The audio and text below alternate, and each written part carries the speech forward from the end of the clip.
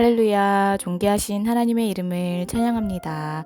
오늘도 기쁘고 감사한 마음으로 주님 앞에 나아가 예배드리길 소망합니다. 8월 21일 수요일 아침 예배를 하나님께 올려드리겠습니다. 기도하겠습니다. 은혜와 사랑이 충만하신 하나님 아버지, 오늘도 저희들을 말씀의 자리로 나아오게 하심을 감사드립니다. 주님, 오늘 주님의 말씀을 저희들이 듣고 묵상하며 또 기도하며 나아갈 때에 그 말씀이 저희들의 마음에 새겨지는 놀라운 은혜를 경험하게 하여 주시옵소서. 말씀을 그저 눈으로 읽어가며 금방 은혜 받고 식어지는 말씀이 아니라 주님의 말씀이 저희들의 마음에 새겨져 주님의 말씀이 나의 삶의 호흡이 되고 위로가 되고 소망이 되는 생명의 말씀으로 다가오게 하여 주시옵소서. 감사드리며 예수님의 이름으로 간절히 기도드립니다. 아멘. 시편의 말씀으로 하나님을 찬양하길 원합니다. 시편 129편 5절에서 6절 말씀입니다. 함께 읽겠습니다. 무릇 시온을 미워하는 자들은 수치를 당하여 물러갈지어다. 그들은 지붕의 풀과 같을지어다. 그것은 자라기 전에 마르는 것이라. 아멘. 오늘 함께 묵상할 말씀은 예레미야 51장 33절에서 44절까지의 말씀입니다.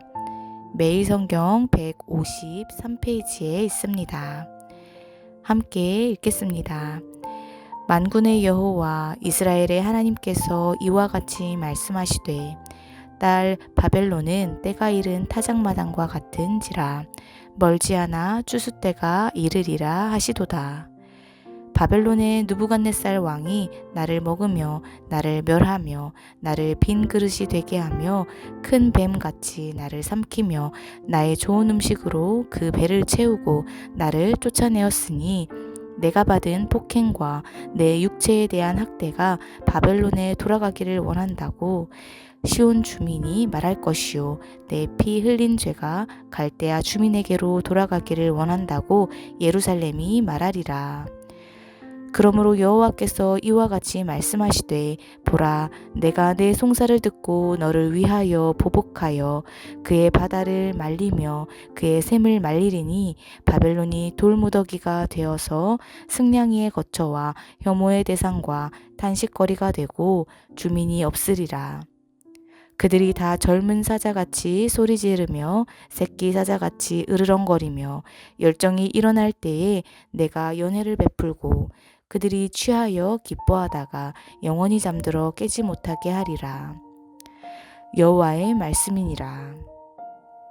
내가 그들을 끌어내려서 어린 양과 순양과 순염소가 도살장으로 가는 것 같게 하리라.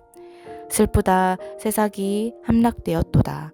온 세상에 칭찬받는 성읍이 빼앗겼도다.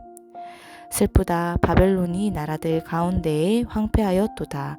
바다가 바벨론에 넘침이여 그 노도 소리가 그 땅을 뒤덮었도다. 그 성읍들은 황폐하여 마른 땅과 사막과 사람이 살지 않는 땅이 되었으니 그리로 지나가는 사람이 없도다.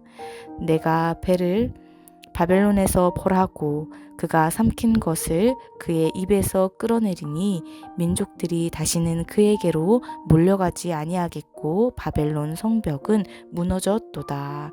아멘.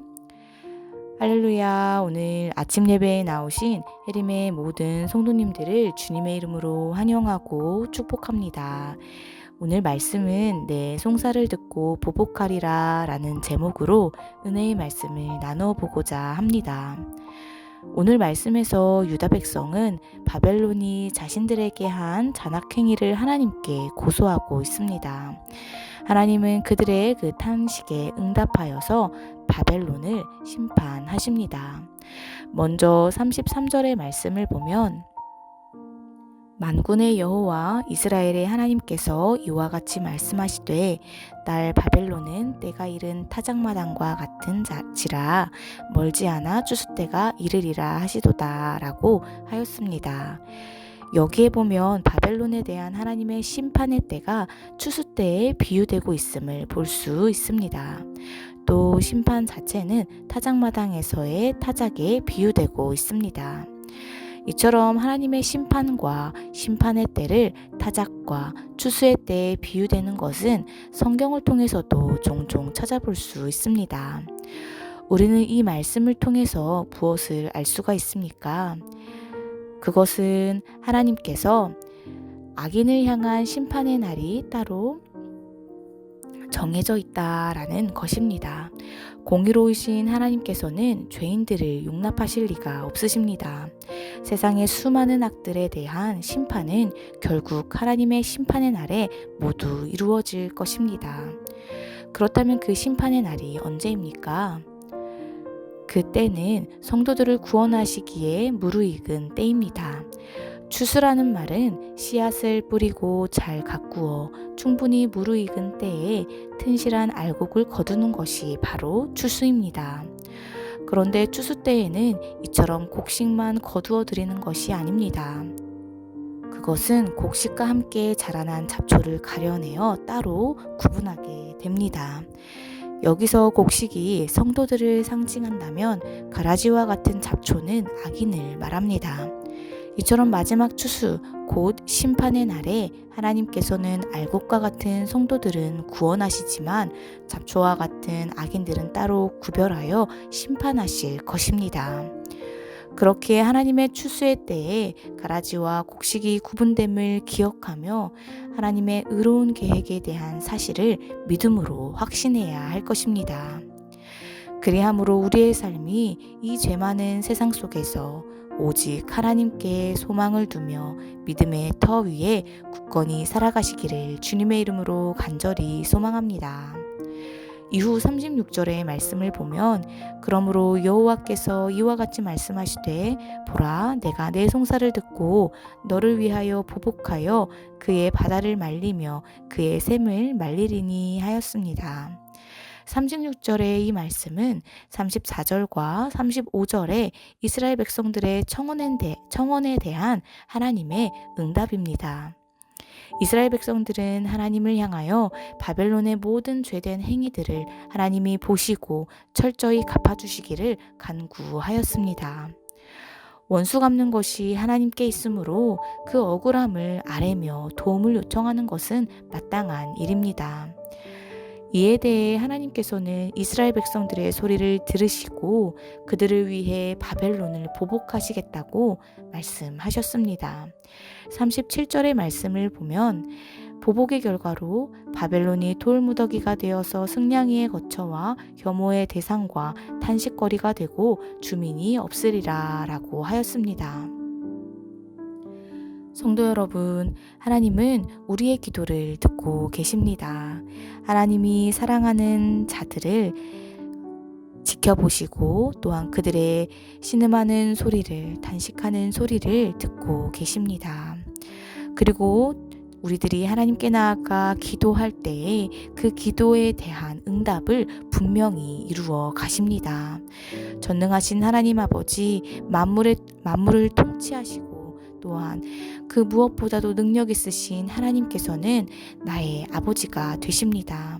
그렇게 우리의 억울함과 슬픔과 아픔까지도 모두 아시고 갚아주시길 원하시는 주님이 바로 우리 아버지이신 하나님이심을 기억하시며 나의 모든 어려움과 나의 모든 문제를 가지고 주님께로 나아가 기도하시기를 간절히 소망합니다.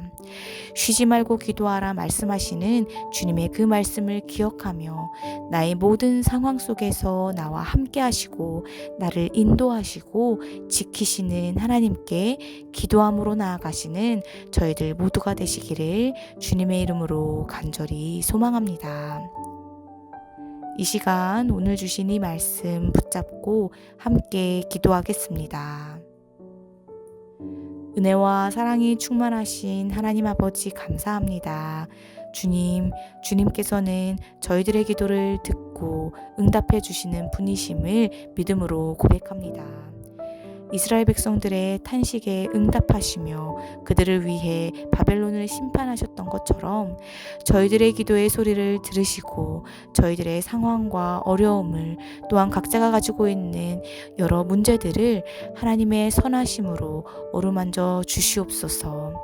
그리하여 저희들의 소망 되신 하나님을 의지함으로 어떠한 어려움 속에서도 알곡과 같은 성도들을 지키시고 보호하시는 주님을 기억하며 저희들 모두가 굳건한 믿음의 터 위에 살아가는 저희들 모두가 될 수 있도록 인도하여 주시옵소서. 감사드리며 예수님의 이름으로 간절히 기도드립니다. 아멘. 주기도문으로 마치며 자유롭게 기도하겠습니다. 하늘에 계신 우리 아버지여, 이름이 거룩히 여김을 받으시오며 나라에 임하옵시며 뜻이 하늘에서 이룬 것 같이 땅에서도 이루어지이다. 오늘날 우리에게 일용할 양식을 주옵시고 우리가 우리에게 죄 지은 자를 사하여 준 것 같이 우리의 죄를 사하여 주옵시고 우리를 시험에 들게 하지 마옵시고 다만 악에서 구하옵소서. 나라와 권세와 영광이 아버지께 영원히 있사옵나이다. 아멘.